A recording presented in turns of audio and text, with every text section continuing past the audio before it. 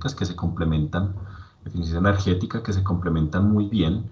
Y digamos que algunas recomendaciones simplemente tener en cuenta que a lo largo de la charla, la idea es que para los participantes que tengan preguntas, la invitación es a que escriban las preguntas en el chat y entonces al final de la charla vamos a dejar un espacio para responder las preguntas y pues si tienen algún tipo de intervención, pues poderla solucionar al final de la charla, ¿listo? Entonces, bueno, yo me presento, mi nombre es Javier Andrés Ruiz Garzón, yo soy ingeniero electricista, tengo, pues digamos, posgrados en el área, en energías renovables y también en eficiencia energética y experiencia profesional también en el tema y pues digamos que soy profesor de planta ya hace unos 9 años, este es el noveno año en el programa de ingeniería eléctrica, tanto para el pregrado como para la maestría. Adicionalmente, pues digamos, tengo cursos y coordinación de teoría de campos electromagnéticos y subestaciones de alta y extra alta tensión. Bueno, este es un poquito de mi perfil, ahí van a quedar los datos míos para cualquier duda relacionada. Entonces, digamos que el contenido programático que tenemos para el día de hoy es el siguiente. Vamos a hacer una introducción, más que todo un contexto general de lo que es la parte energética y la parte eléctrica, que es pues justamente donde queremos hacer énfasis para el uso de las energías renovables y todo el tema, digamos, de transición energética justa. Esta parte de introducción también me gusta llamarla de sensibilización ambiental y en últimas es como una justificación del uso de las energías renovables y lo que nos tiene en este momento hablando precisamente de estos temas. Dos de las energías renovables o el tipo de energías que se enmarcan dentro de este contexto de energías renovables, pues son fundamentalmente la solar y la eólica, el aprovechamiento de la radiación solar para generación de energía eléctrica. También hay un tipo de aprovechamiento que no es para generar energía eléctrica, pero nos vamos a enfocar más en el aprovechamiento para la generación de energía eléctrica y asimismo el aprovechamiento de la energía cinética, el contenido energético que tiene esa velocidad del viento también para la generación de energía eléctrica. ¿Por qué esas dos? Bueno, fundamentalmente porque son las que están más difundidas, ampliamente adaptadas y adoptadas por los diferentes, digamos, matrices energéticas de los diferentes lugares del mundo y por, digamos, una experiencia tecnológica y experiencia de proyectos que también tenemos nosotros desde el programa de ingeniería eléctrica y en la Escuela Colombiana de Ingeniería. Y un tema de eficiencia energética, de ahí viene el nombre de la charla también, porque no son temas que son antagonistas, sino que todo lo contrario, se complementan muy bien y ambos aportan para los temas de eficiencia energética, que es lo que en últimas estamos buscando en este momento. Entonces, este es el contenido programático, arrancando, por supuesto, con la parte de contexto y transición energética, que es la parte introductoria que vamos a hablar el día de hoy. Entonces, cuando hablamos de energía, me gusta empezar hablándolo porque vamos a ver, si vamos a hablar de energías renovables, ¿qué es lo que se renueva desde el punto de vista físico, ¿no? Porque digamos que la palabra energía llama la atención y sugiere muchísimas interpretaciones dependiendo del área y dependiendo del enfoque que uno le esté dando, pero digamos que en este caso, cuando lo hablamos desde el punto de vista científico, tenemos que entenderlo como lo que es una propiedad, es una abstracción matemática que me sirve para describir un sistema físico. Aquí no vamos a hablar nosotros digamos, como una sustancia intangible, que es a veces como lo que uno oye desde el punto de vista, digamos, mucho más popular del uso del término energía, ¿no? Entonces, necesitamos entender la energía como lo que es, ¿sí? Es una propiedad matemática que me va a servir para describir un sistema físico. Ese sistema físico pues va a estar permeado de muchas situaciones. Una de ellas, digamos, nosotros podemos entender el sistema físico, bien sea como la Tierra, bien sea como el universo, bien sea como una matriz energética de un país, y asimismo asignarle unas propiedades, y es a partir de esas propiedades, fundamentalmente la característica temporal, cómo podemos entender cuando un recurso se hace renovable o no. Fundamentalmente la variable a tener en cuenta es el tiempo, ¿no? La renovación de ese recurso teniendo en cuenta un lapso específico de análisis, ¿listo? Particularmente se toma como medida, si se quiere, la vida humana, ¿sí? Entonces, si un recurso es lo suficientemente renovable en comparación con el lapso de duración de la vida humana, pues entonces ahí es donde entraremos a analizarlo.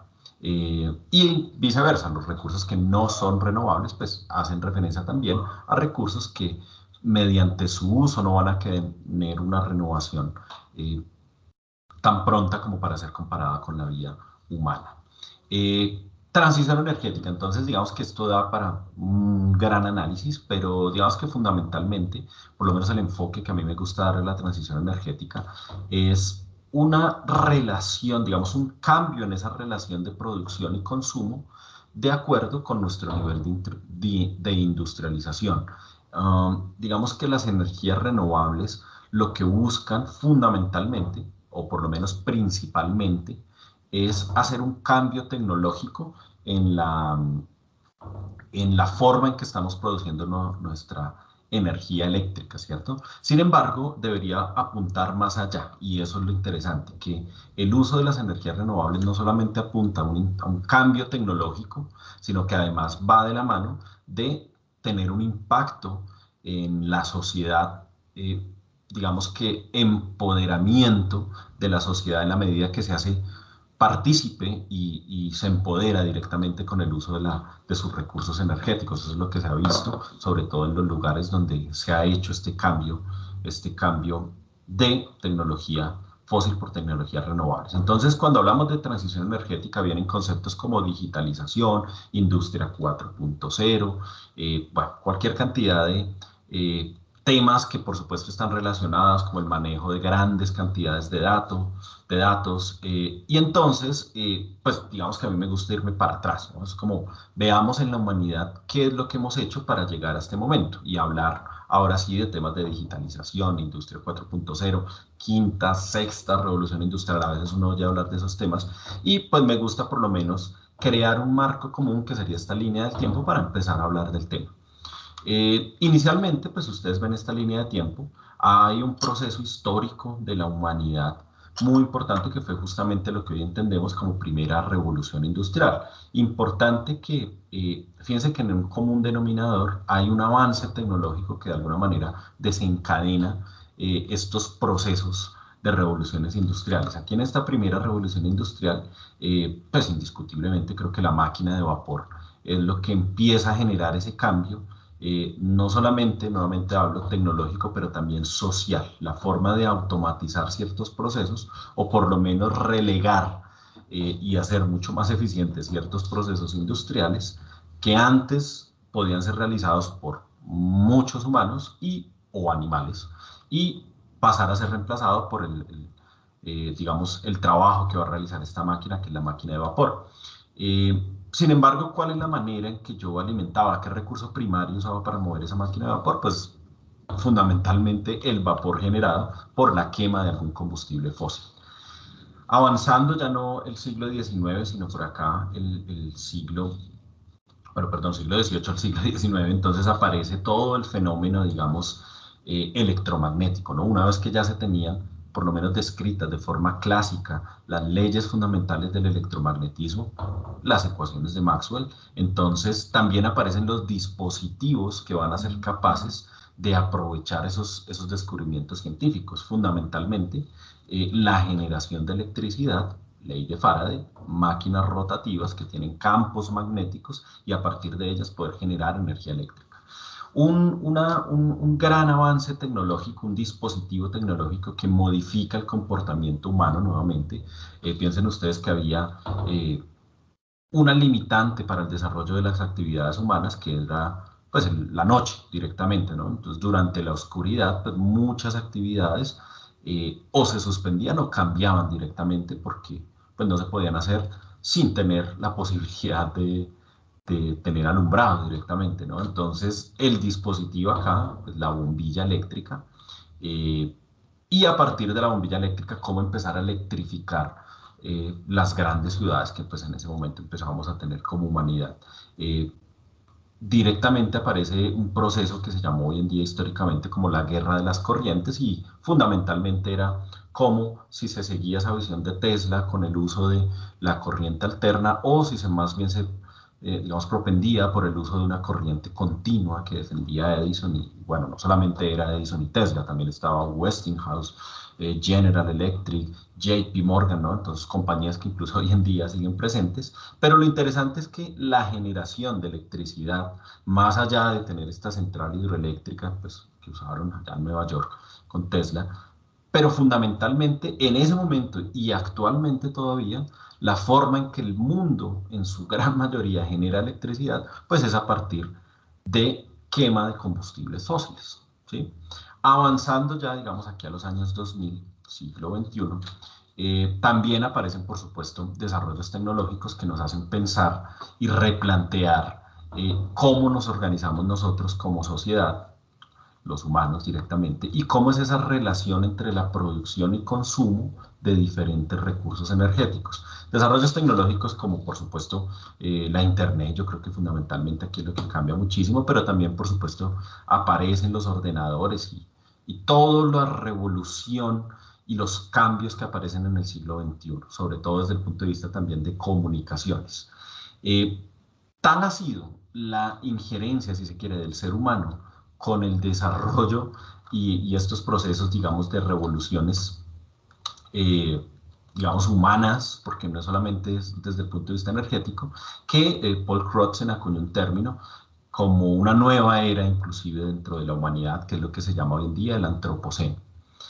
Eh, Sin embargo, pues hoy en día que se oye hablar de cuarta, quinta revolución industrial, pues hay que tener en cuenta que por lo menos la tercera revolución industrial va de la mano de un uso de las energías renovables, de convertir las edificaciones en plantas de energía, ser autogeneradores, ser prosumidores, y ese tipo de cosas pues todavía está llevando un tiempo. Entonces, antes de hablar de una cuarta, quinta revolución industrial, pues hay que tener en cuenta lo que implica pasar o dar ese paso de la tercera revolución industrial, que todavía creo que no lo hemos, por lo menos a cabalidad, dado. Eh, 17 objetivos de desarrollo sostenible, yo creo que pues hoy en día nosotros los tenemos súper claros, particularmente hago énfasis en el séptimo, ¿no? En el uso de la energía y una energía asequible y directamente una energía renovable. Por supuesto no son islas, ¿no? Yo no puedo hablar de la energía renovable, la energía asequible y no contaminante como si fuera aislada de, por ejemplo, una acción por el clima, que es lo que justamente estamos viendo ahora, de la salud y bienestar, cómo afecta la salud y bienestar si se lleva energía eléctrica a una población que antes no la tenía, ¿sí? Por supuesto, todo lo que tiene que ver con la innovación en la industria, en la infraestructura, como les decía, esa relación entre producción y consumo que se haga cada vez más responsable, que uno por lo menos tenga conciencia de la cadena energética y de lo que implica que un producto a nosotros, por ejemplo, aquí en una ciudad como Bogotá, nos llegue un producto aquí a la tienda o al supermercado, toda la cadena que tuvo que pasar ese producto para llegar a donde está y poder nosotros, digamos, adquirirlo de forma pues, realmente muy fácil y muy cómoda, ¿no? Pero por lo menos tener esa conciencia de toda la cadena de producción que tuvo que atravesar ese, pues justamente ese insumo, ese producto, perdón.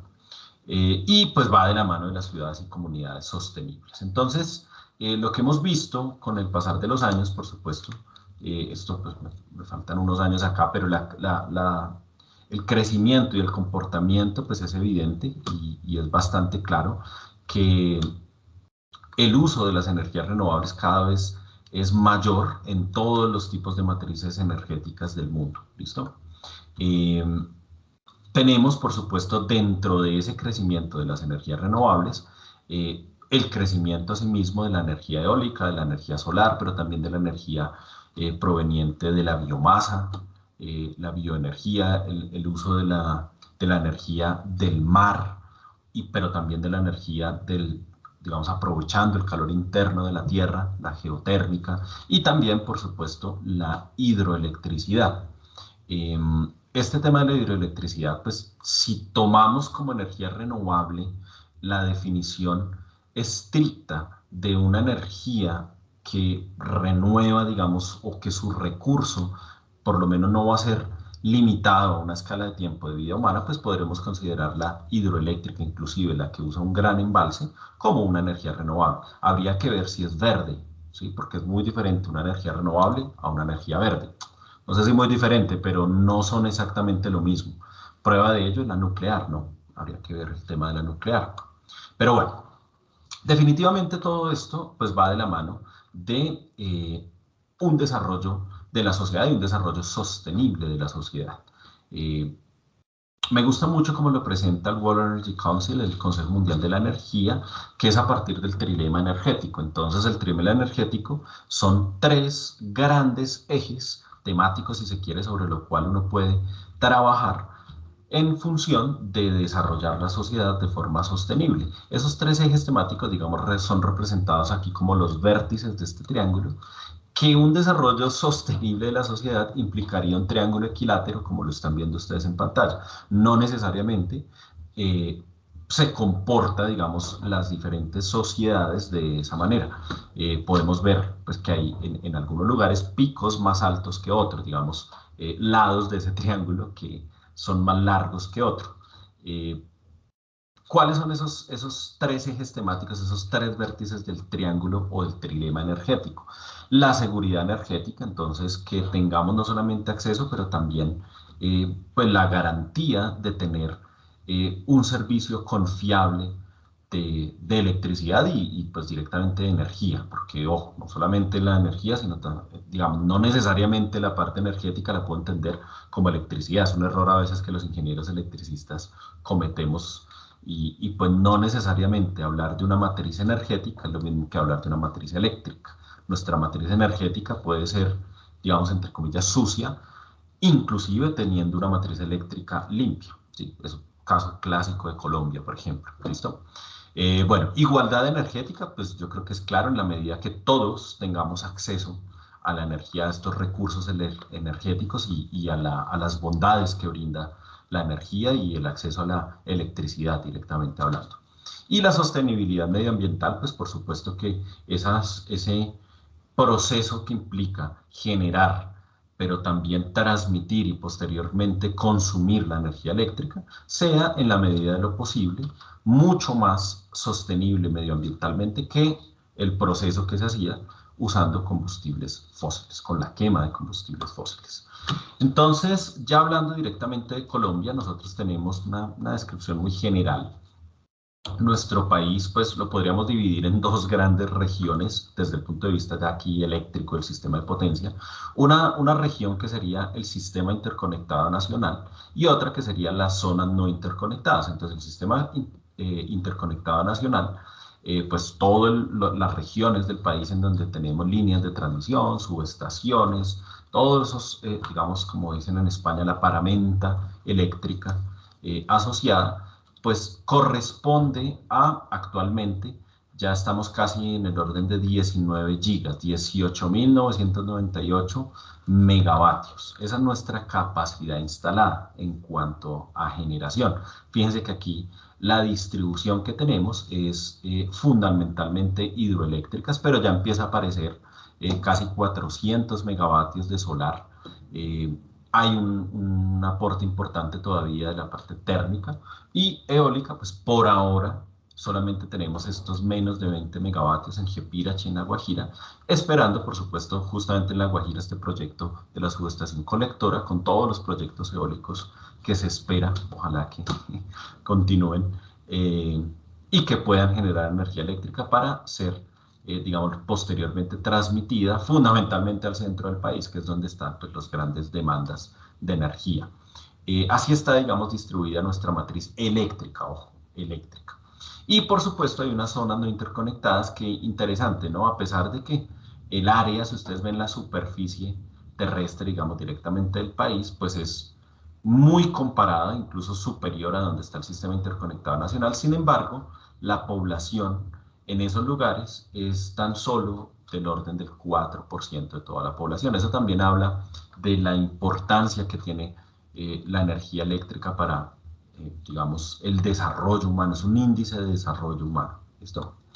En ese sistema interconectado nacional, pues entonces tenemos nuestras redes eléctricas, fundamentalmente en Colombia para transmitir energía eléctrica de alta tensión, tenemos 110, 115 kilovoltios, 220, 230 kilovoltios y 500 kilovoltios. ¿Listo? Con una proporción, eso es del orden de 25.000 kilómetros de líneas de transmisión, representadas, o digamos, se puede escindir esa distancia porcentualmente en estos valores, 41% entre 110 y 115 kilovoltios, la mitad más o menos entre 220 y 230 y un 10% a 500 kilovoltios. Como país, nosotros, si ustedes han visto la cantidad de, digamos, como las agendas, si se quiere, para el 2030 que tienen los diferentes países, buscan y se plantean metas de, digamos, aumento de esos porcentajes de uso de energías renovables. Particularmente en Colombia, ya desde el gobierno pasado teníamos como meta alcanzar al menos el 70% de energía renovable para el 2030.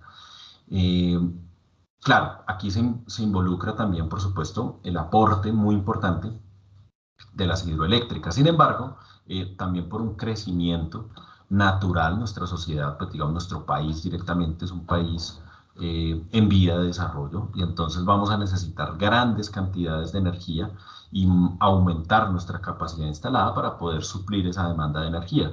Se espera que para el 2030 a esos casi 19.000, bueno, un poquito menos que se tenían en ese momento, megavatios de capacidad instalada, se necesita aumentar en 4.000 adicionales, es decir, 4 gigavatios adicionales de capacidad instalada. Y por supuesto, la meta está en que sean a partir del uso de grandes proyectos de energía renovable, fundamentalmente granjas solares y parques eólicos. Entonces, lo que estamos viendo actualmente en nuestros diferentes sistemas eléctricos, no solamente digamos desde el punto de vista de transmisión, pero también en el nivel de distribución a niveles de tensión más bajos, es que en toda la cadena energética, es que se busca, me gusta mucho como se resumen las 4 Ds del sistema o del sector energético. Entonces buscamos que sea un sector energético descarbonizado, digamos minimizar ojalá el uso de combustibles fósiles y la quema de combustibles fósiles, que sea digitalizado, entonces en la medida que podamos utilizar la información, ¿sí? Entonces un sistema energético que brinde muchísima información para sí mismo, no solamente optimizarlos, ampliando, por ejemplo, las ventanas de mantenimiento de nuestros equipos, pero también tener muchísima información para también poder tomar acciones sobre ese sistema y optimizarlo en últimas.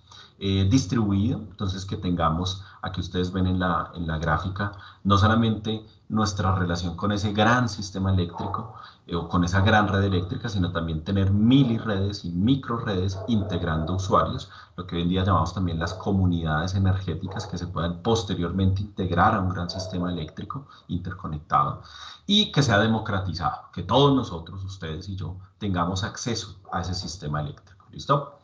Entonces, para eso, pues vamos a hablar de los sistemas de energías renovables. Esta gráfica me gusta mucho porque, digamos que resume todas las fuentes de energías renovables. Y entonces vamos a, o por lo menos las que más se usan hoy en día, en la actualidad hay desarrollos experimentales, pero industrialmente esto es lo que se tiene.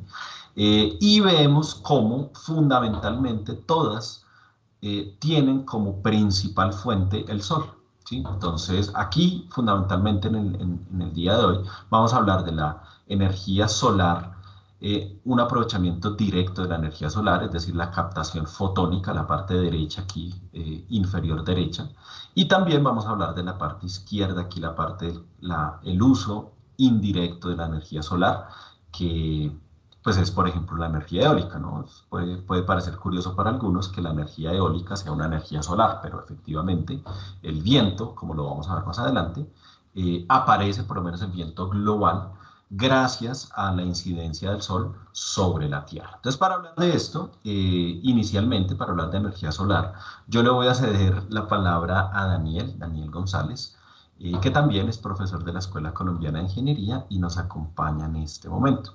Daniel, está por acá. Sí, gracias Javier. Bueno, Ok, le doy el... bienvenidos a todos. Eh, Déjenme ver si puedo tomar el control. Sí, listo. Gracias, Javier. Okay. Bien, entonces, primero que todo, pues bienvenidos. Mi nombre es Daniel González, soy ingeniero electricista de la escuela, llevo 20 años como de docencia en la universidad. Hacemos parte del grupo de investigación MEP con Javier, del programa de ingeniería eléctrica. Hemos trabajado en varios proyectos de energías renovables. En la actualidad somos coordinadores y encargados, conferencistas del Diplomado de Energías Renovables. Y hemos trabajado en asesorías para varias empresas en proyectos, pues también de energías renovables. Bien, entonces para no extenderme, tenemos un tiempo un poco limitado, pero bueno, pues la idea es que tengan una introducción importante y conozcan estos temas, se familiaricen, especialmente los que hasta ahora están empezando a tocar estos temas. Me parece muy importante. Para hablar de energía solar y encadenar un poquito con lo que les estaba hablando Javier, pues básicamente en los sistemas solares existen los sistemas solares fotovoltaicos, que es ese aprovechamiento que viene en la gráfica derecha de Javier, y hacia la izquierda también hay otras alternativas como como estas que vemos acá, porque aquí realmente hay tres sistemas. El que vemos a la izquierda son los sistemas de colectores. Básicamente estos sistemas de colectores eh, lo que buscan es aprovechar ese calor que proviene de la radiación solar y utilizarlo para calentar agua. Hay diferentes tipos de sistemas, se pueden obtener diferentes niveles de temperatura según los sistemas que se utilicen. Entonces, esto es bastante importante. Otra alternativa es la que tenemos ahí en la mitad, básicamente es otra solución térmica. Básicamente lo que se utiliza es concentradores. Esto que ven ustedes acá son espejos que lo que hacen es concentrar la alta temperatura en un punto específico de esta torre y básicamente se aprovecha a través de fluidos que soportan ese tipo de temperaturas para convertirlas perfectamente en vapor a alta presión a través de sistemas térmicos para después mover turbinas que básicamente nos van a servir para producir energía eléctrica.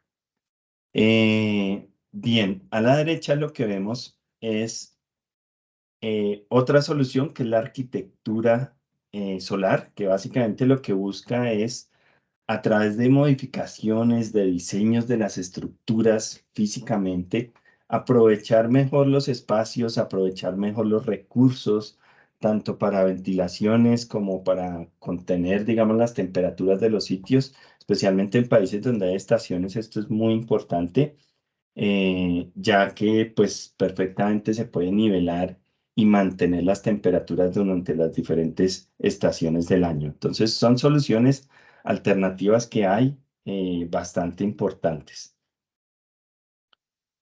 Bien, entonces, para no extenderme más, ahora sí les voy a hablar de los sistemas solares fotovoltaicos.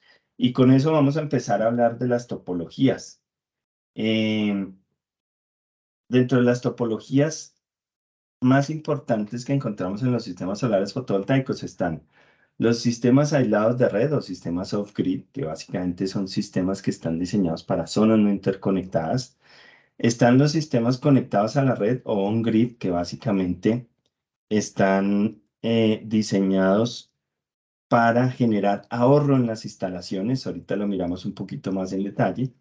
El tercer sistema que hay son los sistemas híbridos. Y dentro de los sistemas híbridos se pueden integrar diferentes fuentes. ¿Listo? Eso es lo que se busca. Digamos que el objetivo principal de los sistemas híbridos es encontrar confiabilidad en los sistemas. ¿Sí? Ya los vamos a mirar un poquito en detalle cada uno de ellos.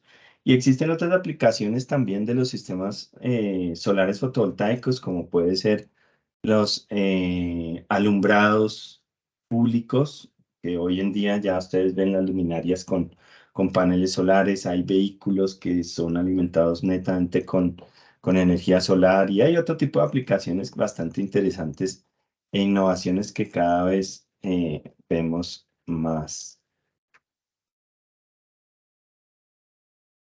Listo, entonces, ¿qué pasa? En nuestro laboratorio, pues tenemos varias soluciones. La universidad le ha apostado y yo soy el coordinador del laboratorio de energía y junto con Javier hemos hecho varios proyectos.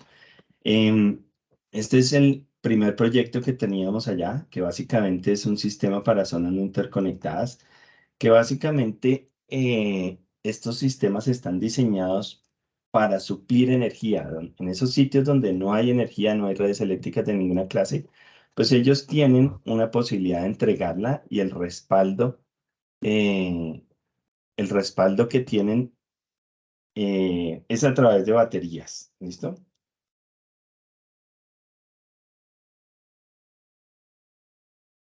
Bien. ¿Qué pasa con estos sistemas de zonas no interconectadas? Básicamente están encargados para suministrar energía, como les dije. Después están los sistemas grid type. ¿Para qué está diseñado un sistema grid type? Para generar ahorros. Existen una cantidad de soluciones, de alternativas. Aquí lo que ustedes ven son diferentes tecnologías. Las tecnologías más convencionales que se utilizan en el mercado. Dentro de ellas, ustedes ven aquí a la izquierda los paneles policristalinos, en la mitad ven unos paneles amorfos y a la derecha unos paneles monocristalinos. Los paneles monocristalinos son los más eficientes de este grupo y básicamente pues son los que dominan el mercado en la actualidad. Los costos debido al crecimiento de los mercados pues se ha vuelto tan grande que básicamente son los más competitivos y los de mejor ubicación en el mercado. Los que están en la mitad, que son los amorfos, básicamente tienen una característica muy importante. Tienen una eficiencia muy baja comparados con los otros, básicamente la mitad de la eficiencia, pero son sensibles a radiaciones difusas, que básicamente las radiaciones difusas es lo que tenemos en Bogotá casi todo el tiempo. Esos días nublados hacen que la radiación que pasa a través de las nubes se distorsiona un poco y eso genera la radiación difusa. Bueno, pues estos paneles son mucho más sensibles a toda esta radiación difusa, es decir, que en nuestro caso en Bogotá, pues sería ideal. Em, y los policristalinos, que son eficiencias relativamente cerca a los mono, pero pues con menor valor, porque obviamente son materiales que no son únicos, no son monocristalinos, sino utilizan varios mezclas de materiales, entonces pues su eficiencia obviamente baja, no son materiales tan limpios, que en algún momento eran bastante comerciales y hoy los vemos en muchas instalaciones, pero lo que les decía, hoy en la actualidad pues ya todo está tendiendo a los monocristalinos. Entonces, para cerrar el tema de los sistemas conectados a la red, básicamente les decía que están hechos para ahorro, es decir, donde hay redes eléctricas estables, allá es donde funcionan estos sistemas. En unas redes donde no perdemos la luz, porque son sistemas que están atados a la red, son sistemas que dependen de la red eléctrica. En el momento que haya un corte de energía, pues básicamente se corta la producción del sistema fotovoltaico. Pero ellos están hechos, como les decía, en esas redes estables. Entonces allá lo que uno busca es que si mi factura me estaba llegando por X plata, pues básicamente yo lo que quiero hacer es disminuir esa facturación mensual de la energía y eso lo hago a través de este tipo de sistemas. Ahorrando, hay varias condiciones. La regulación actual del país y a través de todas sus resoluciones permite hacer entrega de excedentes en caso de que uno tenga excedentes de energía, los pueda entregar a la red. Ahí están totalmente claras las reglas que hay. Lo que buscan estas resoluciones incentivar a través de las diferentes leyes fueron surgiendo. Esto partió aquí en nuestro país a partir de la ley 1715. Hoy estamos en la 2099 y hay varias resoluciones que han ido saliendo y han reglamentado esto de manera muy clara. Lo que vemos acá es nuestro laboratorio y básicamente aquí ven tres sistemas. El que vemos a la izquierda es el sistema de zonas no interconectadas, que por supuesto se reconoce por el tema de el almacenamiento. Aquí vemos la batería, que es el soporte que tienen estos sistemas. Y como les decía, son los ideales para zonas no interconectadas. Lo que vemos en la mitad es el control para las diferentes tecnologías, que es un sistema grid-tied o conectado a la red. Aquí tenemos un controlador de microinversores que básicamente Es otra solución que hay. Los inversores pueden concentrar muchos paneles o varios paneles. Y básicamente aquí lo que tenemos es un inversor asociado a cada panel. Es una solución que, pues, desde el punto de vista de monitoreo es bastante interesante, pero digamos que económicamente no es tan viable. Y lo que vemos aquí a la derecha es un sistema híbrido. Los sistemas híbridos están hechos para dar confiabilidad. ¿Listo? Entonces, en la escuela, déjenme ver que esto.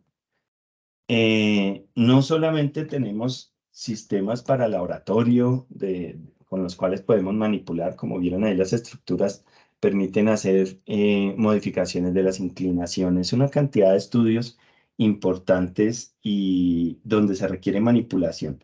Pero también tenemos otros sistemas fotovoltaicos como estos dos. Hay uno de 102 kilovatios que es el que ven en el fondo. Este es el bloque H de nuestra universidad. Y este es el bloque I. En este bloque I tenemos 176 kilovatios. Estos sistemas son sistemas grid-tied que están hechos para ahorrarle energía al consumo de la universidad y obviamente aportar al beneficio ecológico de los sistemas. Eh, Aquí en este sistema, digamos que la diferencia entre los dos sistemas es que el primer sistema, que es este que ven ustedes acá, de 102 kilovatios, es un sistema propio de la universidad. Existen varios modelos financieros hoy en día. Dentro de ellos están digamos, estos sistemas que son adquiridos por los usuarios. Ellos tienen que, digamos, la escuela como dueña del proyecto tiene que invertir un capital en el proyecto y digamos que los equipos son de él, responsabilidad de él. Y hay otros modelos como el del otro bloque que teníamos ahí, que son modelos PPA. En estos modelos PPA, básicamente, lo que se tiene es que todos los equipos son de la empresa que suministra la energía. Básicamente se puede hacer con el mismo suministrador o con otra empresa que le financia el proyecto a uno. Todos los equipos son de esa empresa, pero esa empresa lo que hace es utilizar el espacio de la universidad. Utiliza ese espacio y básicamente el beneficio es mutuo. La universidad por ese espacio que se dio, digamos recibe un beneficio en el costo del kilovatio. Entonces, el costo que antes le salía por X pesos, ahora le sale a un valor menor. Y la empresa, obviamente, su producción de energía, pues se la va a vender a la universidad y ellos, pues también tendrán un beneficio porque el costo del kilovatio para ellos tendrá que ser menor y con eso recuperan la inversión. Entonces, básicamente, eso es lo que hay detrás de un modelo PPA. eh, de soluciones para este tipo de proyectos. Eh, Esta es la sala de control de nuestro sistema de 102 kilovatios. Básicamente, en esta sala tenemos los inversores, que son los que concentran toda la energía proveniente de los paneles. Hay diferentes puntos de conexión, protecciones. También tenemos una estación meteorológica, que es un plus adicional del proyecto, que es supremamente importante para nosotros, para poder hacer todos los estudios, ya sea ambientales de los recursos y también, pues obviamente, para el monitoreo de las plataformas. Estos equipos, los inversores tienen unos sistemas de monitoreo remoto con los cuales nosotros podemos chequear y estar verificando el estado actual de la producción, cómo es la producción a través de las horas, meses, años, en fin. Son sistemas que nos permiten no solamente ver la producción energética y los recursos que hay, sino las fallas de algunos de los dispositivos, hacer comparaciones de, por ejemplo, los pronósticos que se hicieron en el momento del diseño, cuánta energía se iba a producir versus la energía que realmente está produciendo el sistema. Entonces son comparaciones supremamente interesantes. Cuando uno no tiene estaciones meteorológicas, porque no todo el mundo las tiene, y quiere hacer un tipo de proyectos, pues hay plataformas. Una de ellas es la plataforma que vemos acá, los Atlas del IDEAM, que hay varios atlas, está el atlas de radiación solar, el atlas del viento, justamente para los dos recursos de los que vamos a hablar en esta charla. Entonces es una de las alternativas que hay para solución eh, y búsqueda, digamos, de la disponibilidad del recurso. Son mapas interactivos en los que ustedes básicamente van y se ubican en la zona donde quieren hacer su proyecto y buscan los recursos. Después de, digamos, conocer de manera muy general estos sistemas, pues la primera pregunta que se haría uno es, bueno, ¿qué es lo que quiero? ¿Qué es lo que necesito? Y la pregunta correcta sería ¿cuál es la topología ideal para mi sistema fotovoltaico? En la medida que yo debo conocer cuál es la finalidad y el uso que le voy a dar a mi sistema, en esa medida yo puedo seleccionar cuál de las topologías es la adecuada. ¿Listo? A medida que íbamos avanzando con cada una les mencioné, entonces en los sistemas, por ejemplo, off-grid, si yo lo que busco es suministrar energía, pues ellos son los ideales, ¿sí? Requieren un almacenamiento, es muy importante. Y digamos que los equipos pues tienen una característica, generan unas ondas de tensión porque ellos tienen que suministrar la energía, no tienen de dónde tomar referencias. Los sistemas on-grid o grid-tied, que son los sistemas diseñados especialmente para generar ahorros, disminuir esos costos de la facturación mensual, son inversores que generan ondas de corriente y básicamente están diseñados pues para disminuir esos costos mensuales. Y los sistemas híbridos para dar confiabilidad. Los sistemas híbridos básicamente lo que hacen es integrar diferentes fuentes. Yo puedo integrar eólico, solar, almacenamiento, redes eléctricas o inclusive de pronto si ya se tiene una planta diésel la podría integrar a estos sistemas. Y básicamente pues hay múltiples fuentes. El sistema de control se vuelve muy importante detrás de estos eh, sistemas híbridos y la comunicación entre cada uno de los equipos pues es vital. Lo mismo el control y la toma de decisiones.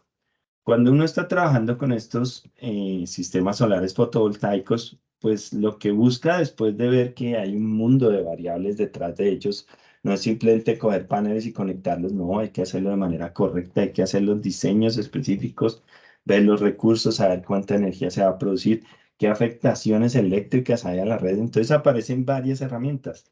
Esta es una con la cual se pueden hacer modelos en 3D de sistemas solares fotovoltaicos de diferentes configuraciones. Es una de las herramientas que manejamos en la universidad. Desde el punto de vista energético, pues es supremamente valiosa para la parte fotovoltaica, pero existen más, existen herramientas, por ejemplo, para los sistemas híbridos, donde integramos diferentes fuentes y yo necesito optimizar esos recursos. Entonces aparece Homer. La parte financiera es vital en los proyectos, entonces aparece RedScreen. La parte eléctrica también es supremamente importante. ¿Qué afectación va a tener estas instalaciones en las redes eléctricas? También, entonces ahí tenemos varias herramientas. ETAP, una de ellas, Neplan, bueno. Y hay más herramientas que utilizamos ahí en la universidad. Esta es la herramienta que les mencionaba, Pivisol, que se pueden hacer modelamientos en 3D. Y bueno, pues esto era lo que quería comentarles aquí en la parte solar. Entonces volvemos ahí con Javier. Está por aquí, sí. Sí, gracias, Daniel. Listo. Gracias, Daniel. ¿Ahí me oyen? ¿Me oye, Daniel? Sí, sí, ahí se está Ah, escuchando. listo, perfecto. Bueno, muy bien. Entonces, sí, como bien les estábamos diciendo, pues vamos a hacer énfasis en los dos tipos de energía que son fundamentalmente solar y eólica. Para hablar de energía eólica, entonces, es por acá. Entonces, digamos que todo lo que ustedes vieron ahorita, o lo que les estaba mostrando Daniel, los diferentes proyectos que tenemos en la universidad, bien sea de autogeneración, bien, bueno, fundamentalmente son de autogeneración, pero tenemos la posibilidad también de entrega de excedentes. Por ahí había una pregunta en el chat que la vamos a responder apenas terminemos esta charla, pero digamos que todo eso obedece a un principio fundamental que es el efecto fotoeléctrico, y es que gracias a el contenido energético de esa onda electromagnética, la luz, cuando digamos, incide sobre la superficie de unos paneles solares, de unos metales que son a partir de unos semiconductores, puedo liberar carga eléctrica y eso es lo que pues justamente se aprovecha y es el efecto fotoeléctrico.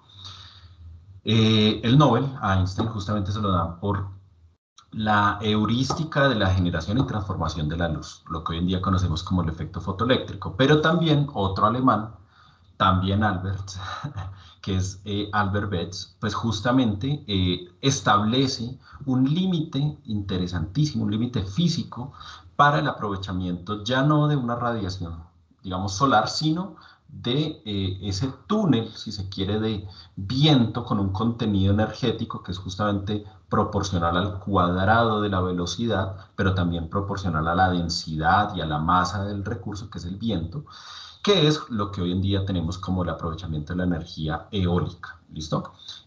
Fundamentalmente esa ley de Betz establece cómo es esa dependencia de la densidad, de la velocidad del viento, pero también del área que yo voy a poder captar. Y ahí uno se enfrenta, o uno no, digamos como, bueno, sí, digamos como ingeniero, pero el recurso y la tecnología se enfrenta a un problema, si se quiere, que es cómo aprovechar la máxima cantidad de viento, pero a su vez dejando pasar viento de tal manera que pueda hacer girar las turbinas eólicas y entonces ese giro pueda ser aprovechado mediante un movimiento relativo de una máquina, que es lo que tenemos un estator y un rotor, para poder generar energía eléctrica, ¿sí? Nuevamente con campos magnéticos rodantes, que es lo que nos establecía ya desde el siglo XIX la ley de Faraday. Eh, Justamente como, digamos, en una locación particular yo no puedo determinar la densidad o no puedo cambiar el comportamiento de la densidad del aire, pero tampoco puedo cambiar la velocidad propia de ese lugar para el viento, entonces lo que directamente sí puedo hacer es aumentar el área porque también hay una dependencia directa de la potencia del viento con el área. Después hay unos límites tecnológicos, si se quiere, y físico directamente, que es el que estableció Betz, el límite de Betz, que máximo es un ideal, se podría llegar a casi que el 60%, 16 sobre 27, 59.3%, pero obviamente hay unas pérdidas, si se quiere, relacionadas con las máquinas que van disminuyendo ese valor. Después hay una clasificación, así como lo que veíamos con los diferentes tipos de paneles solares. Asimismo, podemos establecer una diferenciación de los tipos de turbinas eólicas.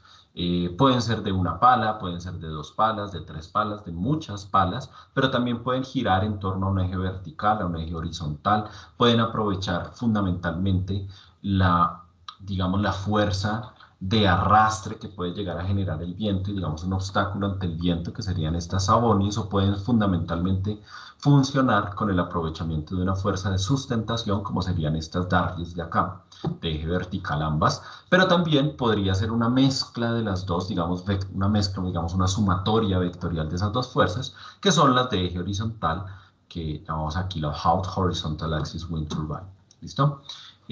Por supuesto, cada una va a tener unas características y unas ventajas y desventajas desde el punto de vista de aplicación. Fundamentalmente habría que entender esta gráfica, que es la que relaciona ese coeficiente de Betz, ese coeficiente máximo de potencia, que es casi un 60% ideal, contra la velocidad en la punta de la pala, lo que llamamos nosotros el tip-speed ratio, para entender de acuerdo con las características propias de un lugar y el tamaño, la escala del proyecto que yo esté generando, pues cuál va a ser la mejor alternativa para optar por, digamos, hacer un emplazamiento de turbinas eólicas.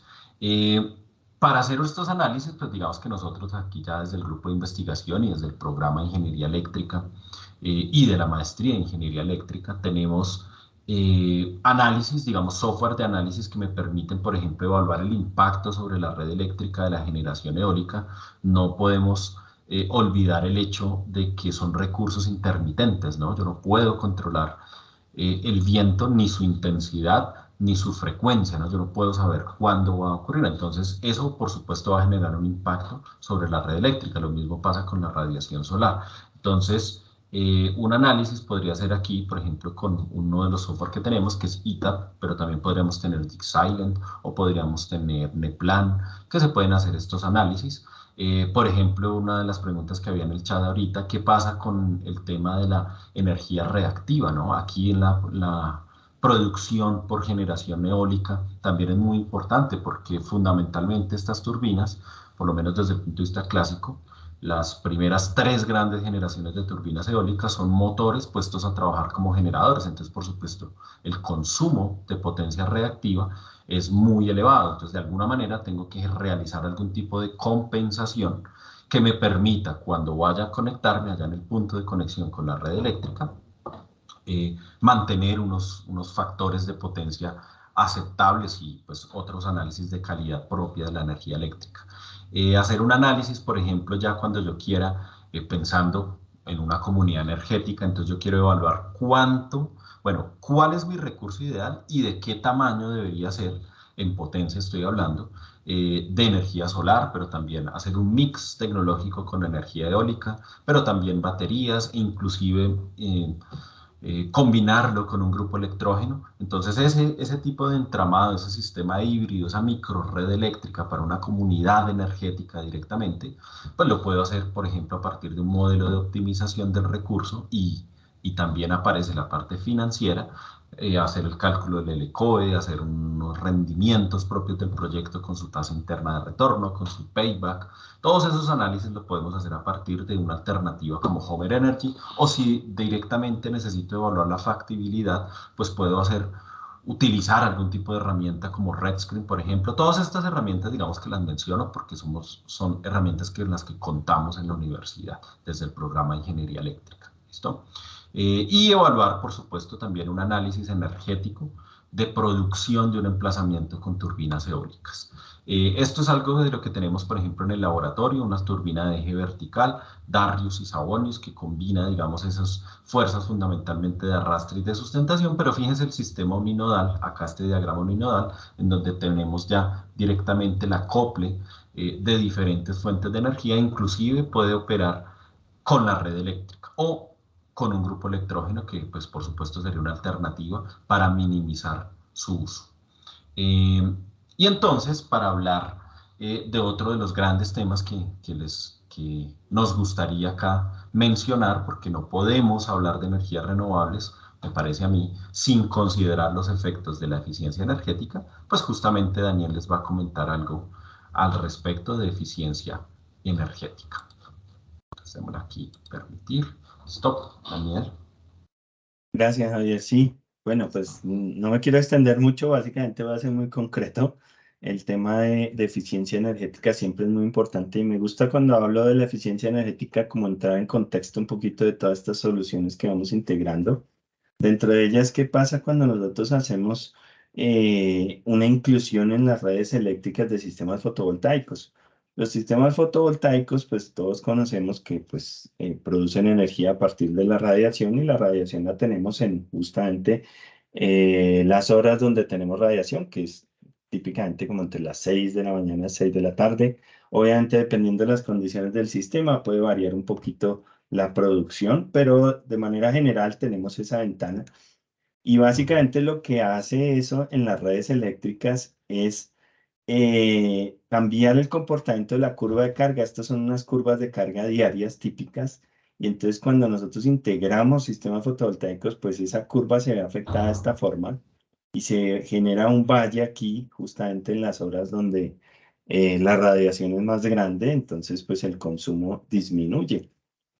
Uno de los problemas que vemos en estas curvas de carga diaria básicamente es que estos picos implican tener una capacidad instalada importante y solamente se utiliza en unas pocas horas del día, unas 2, 3 horas. Entonces, tener una infraestructura grande para poder soportar este cubrimiento de energía, tan solo 3 horas diarias, pues no hay ningún negocio que funcione con 3 horas diarias. Entonces, eso es un reto para el sistema eléctrico que está todo el tiempo.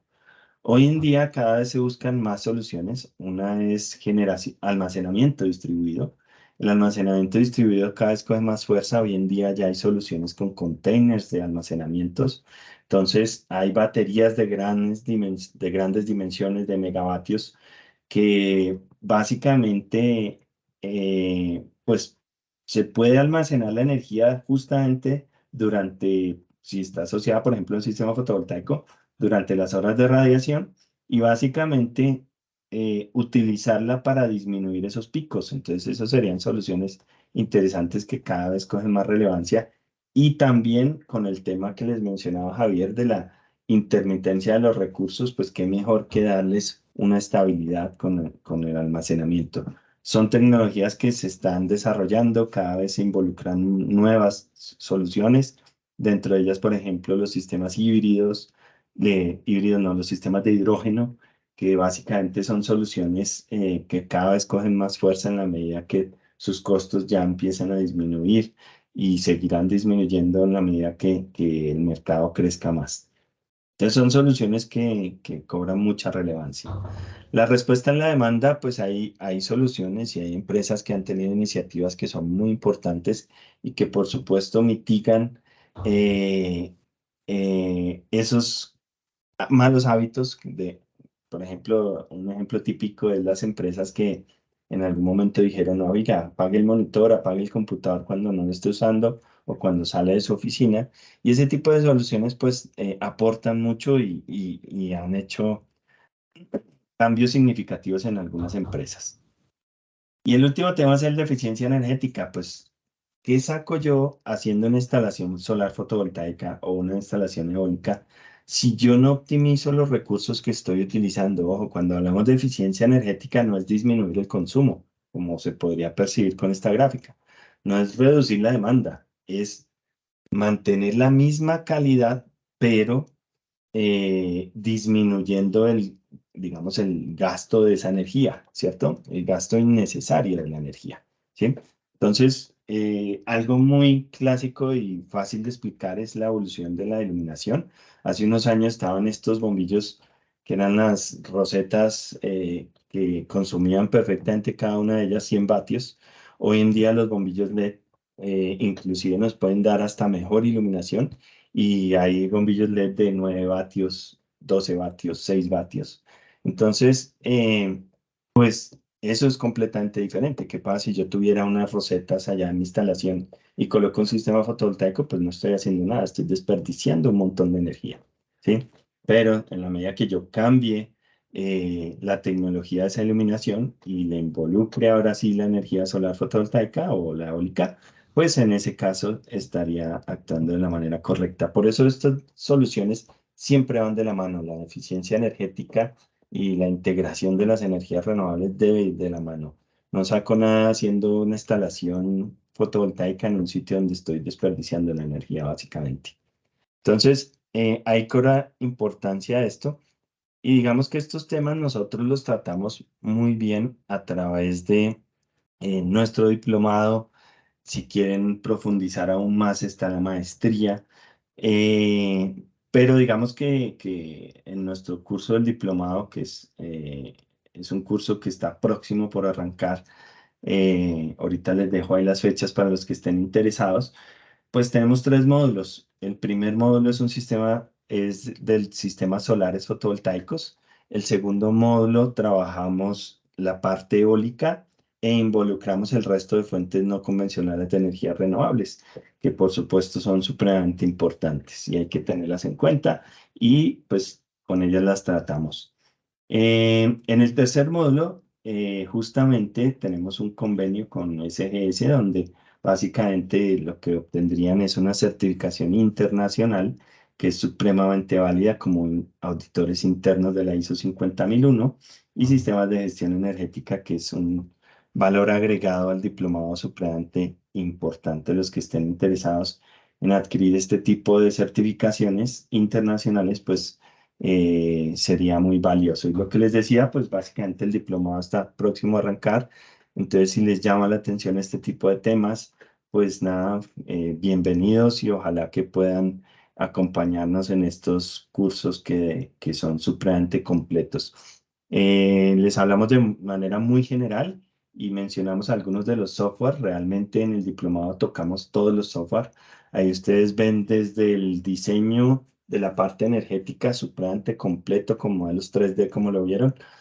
Luego tocamos el tema de impacto de las soluciones a las redes eléctricas y finalmente cerramos con la parte financiera en términos de software, pasando obviamente también por la integración de las diferentes fuentes con los sistemas híbridos.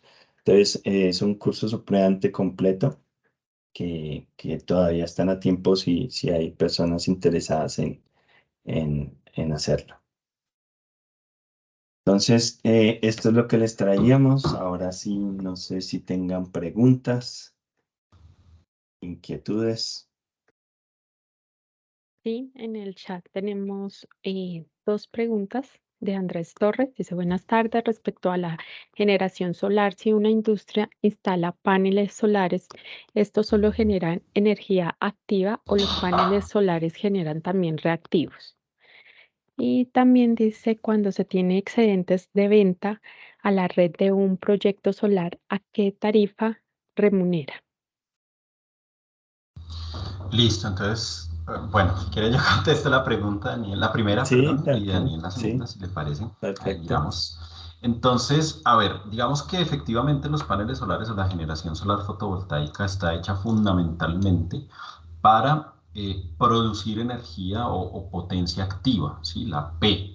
Sin embargo, digamos que por eso también está el tema de eficiencia energética. Si una instalación ya antes de optar por una alternativa de autogeneración o usar paneles solares, tenía un consumo importante, consumo y hoy en día, de acuerdo con el cambio del medidor cuadrilateral, consumo o entrega de potencia reactiva, entonces lo que va a hacer es incrementar ese valor, no porque se incremente gracias a la solar, sino porque al disminuir la P, el solar, la Q se va a ver de la misma manera incrementada.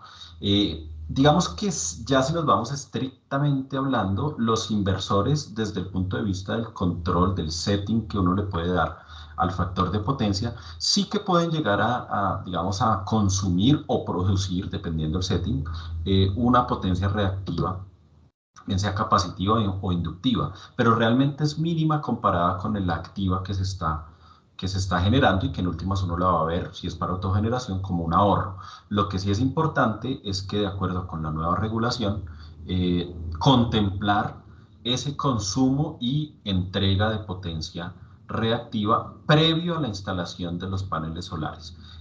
Contemplarla implica, bien sea plantearse de entrada una solución, que puede ser, por ejemplo, ojo, ya no unos bancos de condensadores por un tema de cobro de capacitiva, pero sí, por ejemplo, unas fuentes de corriente controladas, que es básicamente un SVG, ¿sí? Por ejemplo, por eso es una de las alternativas, o inclusive un sistema SCADA para un proyecto, digamos, más grande, que permita justamente que esa onda que está produciendo los inversores esté en adelanto o en atraso comparativamente con la de la red en la cual se está entregando la energía y entonces, o de la cual se está ahorrando la energía y se está usando en últimas para hacer ese sincronismo. Y entonces, sí, no sé, no me quiero extender demasiado, pero pues no sé si está, ¿quién es la persona que hizo la pregunta por acá? A ver si vemos. Andrés Está Torres. Andrés Torres. Entonces, no sé si Andrés Torres tenga la oportunidad bueno, bien sea escrito o abrir el micrófono y hablar, pues también, para saber si le respondí la duda. Dice que gracias, muy claro. Ah, bueno, listo, excelente. Listo, y para contestarle la otra pregunta, entonces, a ver, cuando se tienen excedentes de venta a la red eléctrica de un proyecto solar, ¿a qué tarifa se remuneran? Esa es una pregunta que no se puede responder directamente de una, porque hay varios escenarios. Listo, la regulación actual tiene varias clasificaciones. La primera de ellas es cuando uno es un usuario o un autogenerador a pequeña escala. Entonces hay una resolución que es la 174, que básicamente define varios escenarios dependiendo del tamaño del sistema solar fotovoltaico y hay unas remuneraciones dependiendo de esto. Si ustedes tienen sistemas fotovoltaicos de más de 100 kilovatios, hay unas condiciones. Cuando son menos de 100 kilovatios, que de pronto por ese lado va la pregunta, hay varios escenarios. Hay un escenario 1 que básicamente sería un escenario netamente de ahorros donde yo no tengo exportación de ninguna clase. Entonces, digamos que lo que estoy haciendo yo con esa energía que produzco es ahorrármela directamente al costo unitario, que es el costo que involucra toda la parte de generación, transmisión, distribución, pérdida, restricciones, que esas son las componentes, digamos, del costo unitario, que las pueden detallar perfectamente en las facturas de electricidad que nos llegan todos los meses y que nunca leemos, allá esas eléctricas. Allá ustedes pueden ver esta composición del costo unitario, que por supuesto está ligado al estrato donde estén y bueno, todo este tipo de cosas que tenemos aquí en nuestro país. ¿Qué es lo que sucede? Ese primer escenario es solamente ahorro. En el segundo escenario es cuando yo tengo excedentes en algunas horas del día, pero por la noche yo solicito nuevamente esa energía. Es decir, que yo cogí la red eléctrica como si fuera una especie de almacenamiento de batería. Yo le dije, téngame esta energía y después en la noche vuelvo y se la solicito. Esa es un escenario 2 básicamente, pues en la regulación actual, para ese tamaño de sistemas, pues básicamente yo tengo que pagar algo por usar la red eléctrica como un almacenamiento, ¿cierto? Y entonces lo que me cobran en la actualidad es el costo de comercialización. ¿Listo? Para esa condición.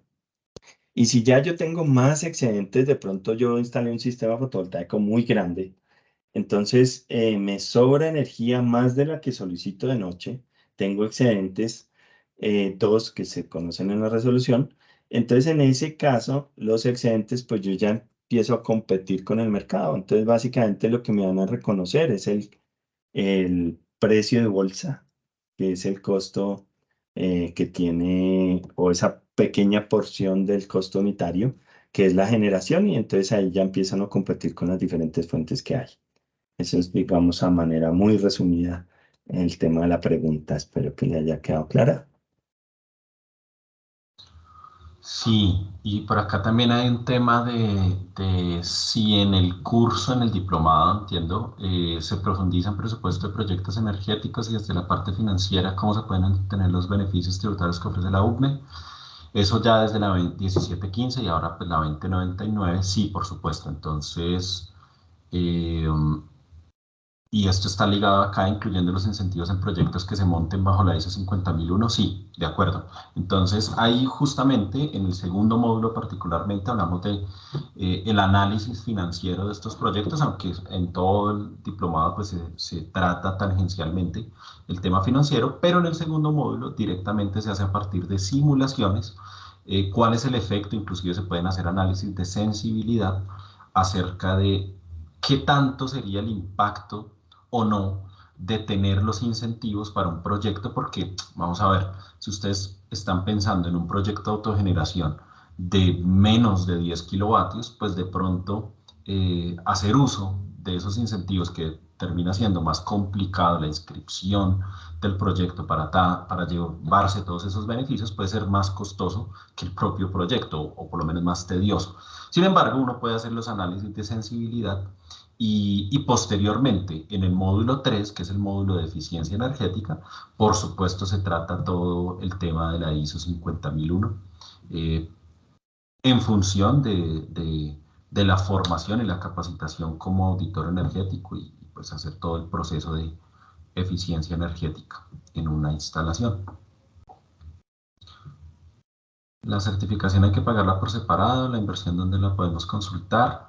No, la certificación, digamos que al hacer el diplomado completo, los 3 módulos, eh, hay un certificado por asistencia propio de la escuela, digamos, hay un diploma que se entrega de la Escuela Colombiana de Ingeniería, Julio Garavito, y para ese tercer módulo hay que aprobar un examen, digamos, correspondiente a ese módulo. Entonces, no solamente la asistencia, sino aprobar un examen que, pues, por supuesto, evalúa los contenidos básicos y manejo fundamentalmente de la normativa, de la norma. Entonces, hace parte de la inversión en el diplomado. Sí, Javier, ahí no hay que en pagarla el por chat, aparte. Sí, María Fernanda. en el chat compartí el enlace donde pueden encontrar toda la información del diplomado Ah, como tal. Y referente a la pregunta de Jessica Andrea, dice que ella pregunta que si hay algún descuento si tiene la ISO 5000, 50.001. 50001, perdón.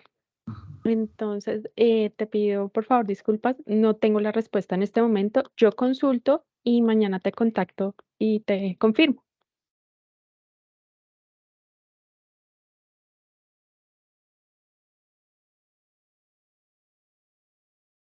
No sé si alguien tiene alguna pregunta adicional o alguna observación.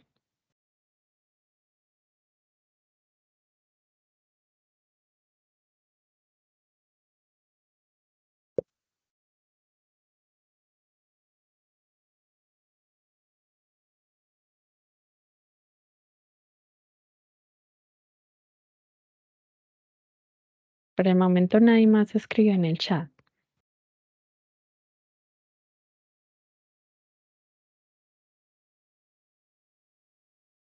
Ok. Listo, Bueno, perfecto. Entonces, yo creo creo que que muchas gracias por la hay alguien que asistencia. tiene Hay la una mano Ay, alguien levantada. sí, alguien levantó la mano. Gilbert. ¿Él tiene el acceso al micrófono o tú se lo abres, María Fernanda? No, no puedo, espérame a ver. No vi quién, disculpen, no Gilbert, alcanzo. si puedes levantar la mano nuevamente, Gilbert, por favor.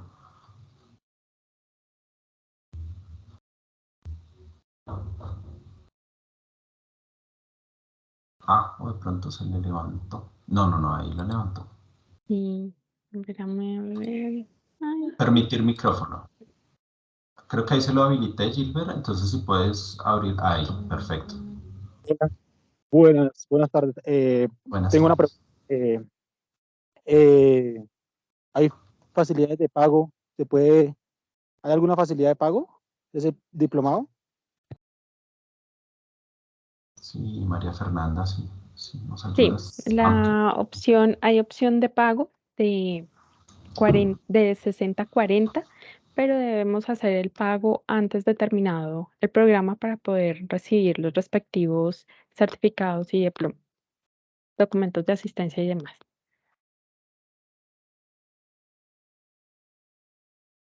Esa información también la encontramos ahí en el enlace y también está el contacto al cual podemos escribir y demás.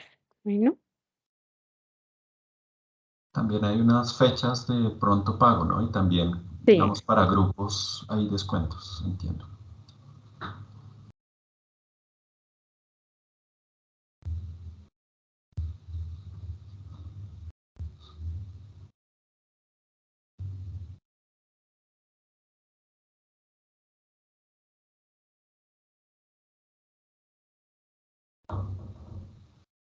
aquí ya este es el enlace y aquí al final vamos a encontrar la información de pago como tal, de descuentos no acumulables, pero aquí están, digamos, los porcentajes y demás, los convenios. Aquí está lo que el ingeniero Javier nos mencionaba, si es por empresas, la cantidad de personas y el descuento eh, por número de personas al cual tenemos la opción. Mm, y los medios de pago pueden hacer por vía em, por internet, lo pueden hacer mediante la caja de la escuela, por bancos también, algunos bancos. Aquí está básicamente la información. Aquí en los diplomados está la página de la escuela. Vamos a encontrar la oferta académica y aquí pues nuestro programa de interés. Aquí dice la duración, 120 horas. eh, la certificación, lo que nos decían de el convenio con SGS, el horario, los módulos, la inversión. Entonces, igual también voy a dejarles en el chat mi correo por si tienen alguna inquietud adicional.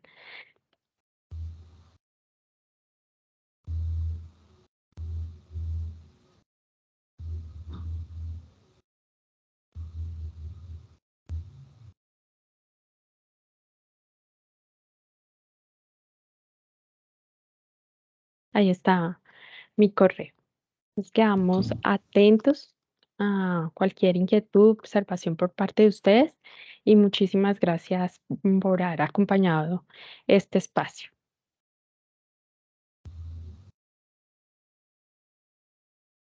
Bueno, muchas gracias a todos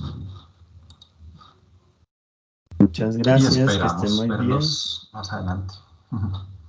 Efectivamente, cualquier inquietud nos pueden contactar, ahí tienen nuestros datos. Bueno, hasta luego.